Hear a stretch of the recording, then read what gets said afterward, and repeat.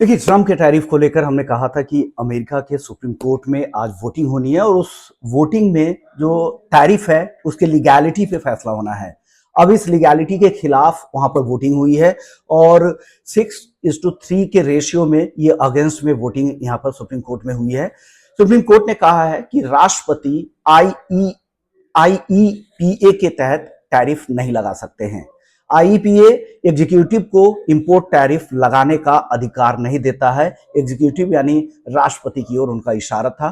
Tariff लगाने की जो शक्ति है वो कांग्रेस के पास है, राष्ट्रपति के पास नहीं है, ऐसा सुप्रीम कोर्ट की तरफ से कहा गया। यह फैसला कार्यपालिका की शक्तियों की सीमा तय करता है, यह साफ तौर से कहा गया है। आर्थिक आपातकालीन कानूनों का इस्तेमाल टैरिफ लगाने के लिए नहीं किया जा सकता, ये कोर्ट की तरफ से कहा गया है। राष्ट्रपति ने आईईपीए के तहत अपनी वैधानिक शक्तियों को अधिक कदम उठाया है और व्यापारिक नीति से जुड़े फैसलों के लिए यहां पर विधायी मंजूरी जरूरी है। इस तरह के फैसले यहां पर साफ तौर से दिख रहे हैं कि ये कैसे टैरिफ के विरोध में ये फैसला आया है।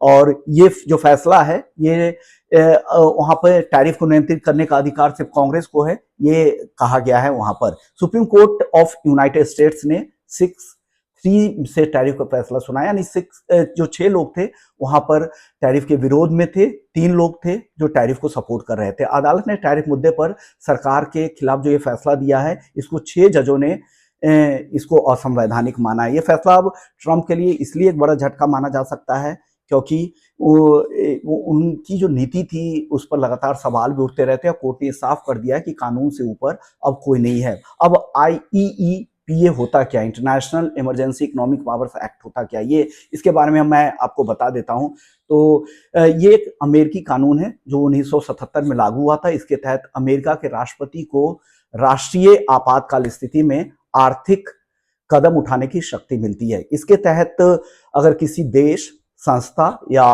किसी इंडिविजुअल से अमेरिका की अगर नेशनल सिक्योरिटी को खतरा हो तो राष्ट्रपति उन पर इकोनॉमिक प्रतिबंध लगा सकते हैं, आर्थिक प्रतिबंध लगा सकते हैं। लेकिन इसमें संपत्ति को फ्रीज करना होता है, ट्रांजैक्शन को रोकना होता है, व्यापार पर रोक लगाना शामिल होता है। लेकिन ये कानून सीधे तौर पर टैरिफ लगाने का स्पष्ट अधिकार नहीं देता। तो एक बड़ा फैसला है। हालांकि अब ट्रंप के पास विकल्प बचता है कि कांग्रेस के पास से अगर इसकी मंजूरी मिल जाती है तब यहां पर हो सकता है कि वापस से टैरिफ एप्लीकेबल हो जाए। अदरवाइज ट्रंप के लिहाज से देखें तो ये एक बड़ा झटका यहां पर दिख रहा है। तो हालांकि हमने मार्केट में पहले ही आपको बताया था कि भारत के समय के हिसाब से रात के 8:30 बजे फैसला आ जाएगा और वही हुआ, उसी समय में ये फैसला आया और ये विरोध में फैसला आया। तो डेफिनेटली अब देखते हैं बाजार इसे कैसे देखता है। हालांकि अब आशंका ये है कि कांग्रेस से कहीं ट्रंप को सपोर्ट ना मिल जाए, ये भी जो चिंता है एक तरफ से बनी हुई है।